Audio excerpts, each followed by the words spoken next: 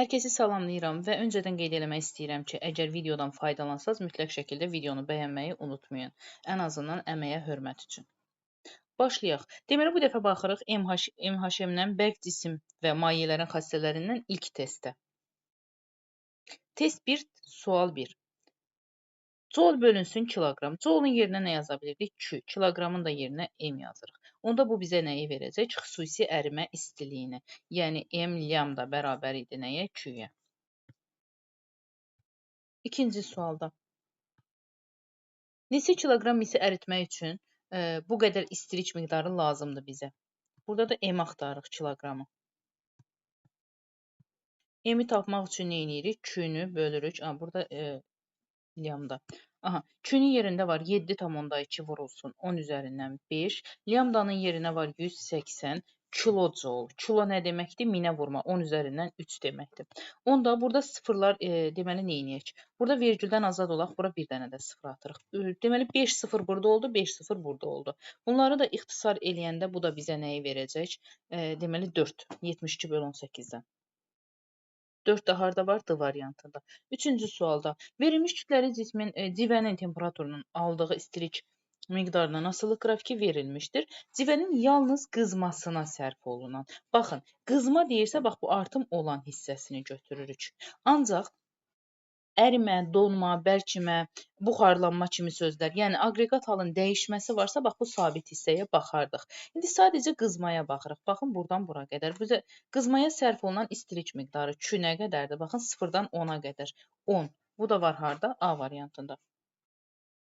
Dördüncü sualda yenə də, yox, bu səfər qaynamaya sərf olunanı deyir. Bu durğun halda, aqreqat hal dəyişir artıq. Qaynama da 80-dən 10 çıxırım, qalır 70-i. 5-ci sualda. Yalnız qızma. Yenə də qızma hardadır? Bax, bu artan hissədə. Bu da 0-35 aralığında 35-in özünü götürürük.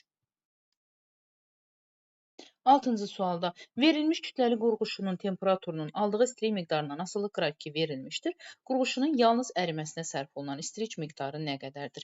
Yalnız əriməsi deyirsə, bax bu sabit hissəyə baxırıq. Sabit hissədən nə edirik? 120-dən çıxırıq 35-i. Bu da nə qalır? Deməli 65, 60, 85.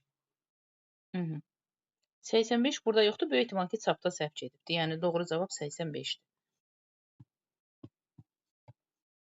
7-ci sualda mayenin qaynaması zamanı temperaturu və daxili enerjisi necə dəyişər?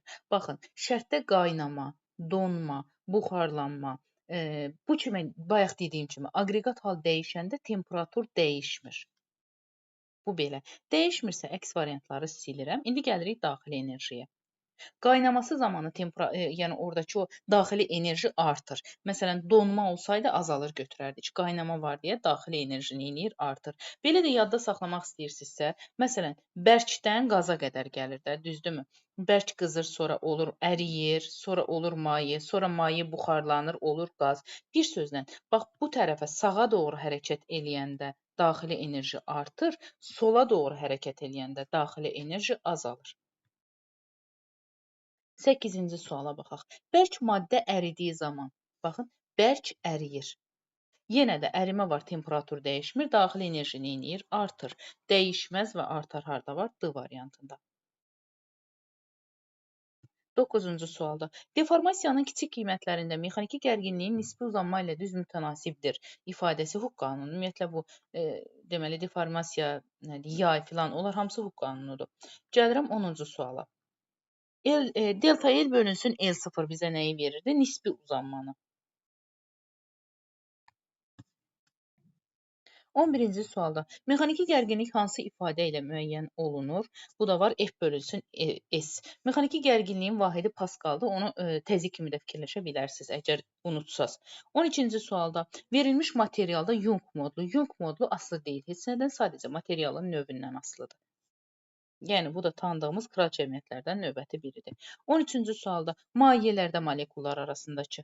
Aha, gəlin bunu öncədən baxaq, sonra keçək suala. Deməli, var bərk, var maye, var qaz. Bərklərdə necədir vəziyyət? Potensial enerji çox-çox böyük olur kinetik enerjidən. Mayelərdə potensial enerji təxminən bərabər olur kinetik enerjiyə. Qazlarda isə məsafə açıldığı üçün kinetik enerji böyük olur potensial enerjidən. İndi bizdən nəyi soruşur? Mayeləri soruşur. Mayelərdə bərabər, təxmini bərabər götürürük. 14-cü sualda mayedə kənar bucaq neçə dərəcə olduqda bərk cismi tam isladar? 0 dərəcə olanda tam isladır. 15-də mayedə kənar bucaq neçə dərəcə olanda bərk cisim tam islatmır? Baxın, tam isladır deyəndə 0 götürürəm. Tam islatmır deyəndə 180 götürürəm. Buradakı bax bu tam kəlməsi çox önəmlidir. Çünki tam olmasa 90-dan 180-ə qədər 90-180 aralığında isladan deyə bilərik. Tam şəkli o demək ki, yəni tam maksimalı götürürük. Gəlirəm 16-cı suala. Hansı qabda maye ilə bərk cisim molekulları arasındakı cazibə qüvvəsi mayenin öz... Aha, gəlin buna da bir aydınlıq gətirək. Bax, bu bir mayedir. Bu da buradakı bərk cisimdir, bir səthdir. İndi var bərk cismin molekulları, var mayenin molekulları. Əgər mayenin öz molekulları arasındakı cazibə qüvvəsi bərkdən böyük olanda, yəni maye böyük olanda, deməli, M bərkdən, onda bu necə olur? İslatmayan olur. Yəni, maye özü öz bütövlüyünü qoruyub saxlaya bilir. Yox, molekul bərk böyük olanda qüvvəsi də, daha doğrusu, burada F ola bilər, fərqi yoxdur. Yəni, bərkin arasındakı cazibə qüvvəsi böyük olanda, mayenin öz deməli, molekulları arasındakı cazibədən böyük olanda bu zaman isladan olur. İndi bizə nə deyir? Maye ilə bərk cisim molekulları arasındakı cazibə qüvvəsi mayenin özününkindən böyükdür. Özününkindən böyükdürsə, onda bu isladacaq. Baxın, burada yaxşı görsənmir, böyük ehtimal ki, belə bir şeydir. Deməli, cazibə qüvvəsi kiçikdir. Mayenin öz molekulları arasındakı cazibədən kiçikdirsə, indi vəziyyət belədir. Deməli, bərkdə daha kiçikdir, ona görə islatmır. Bu da var, bu birinci baxa görə harada var? Yalnız birin olduğu A variantı. Gəlirəm 17-ci suala. 17-ci sualda bizə belə bir düstur verilir. Gəlin bunu yerinə qoyaq. Bizdə nəyi soruşur? Hansı fiziki cəmiyyət təyin olur? Başlanğıcda gəlin yazıq. MJ bərabərdir sigma L. Niyə məhz bu düsturu yazdığımı soruşa bilərsiniz? Çünki burada J-ni gördüm, sigmanı gördüm. Düşündüm ki, böyük ehtimal bu olacaq. Biraz da açaq buradan. Deməli, MJ olduğu kimi hələ ki qalsın. Sigmanı da saxlayıram. L-in yerinə yazıram 2 pi. Burada da D iləndirsə, heç P-yi niyə yazırıq bir dəqiqə? Pi D.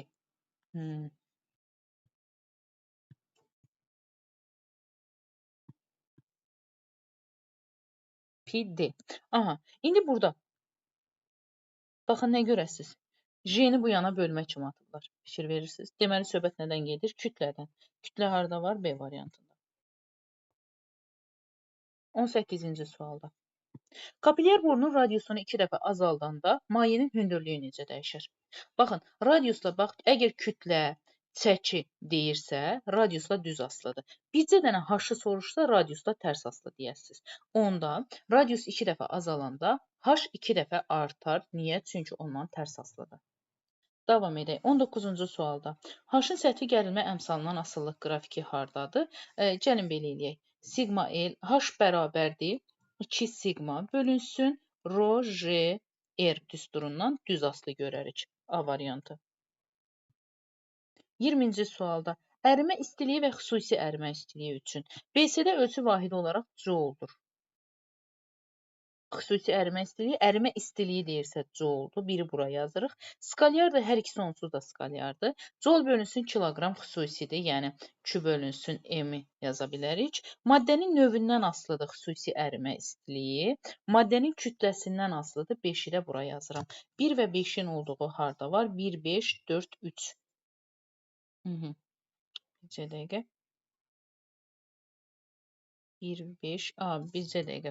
Maddənin növündən asılını böyük ehtimal ki, ortaya yazıblar. Yəqin hər ikisinə əlavə ediblər. Bir dəqiqə gözləyin.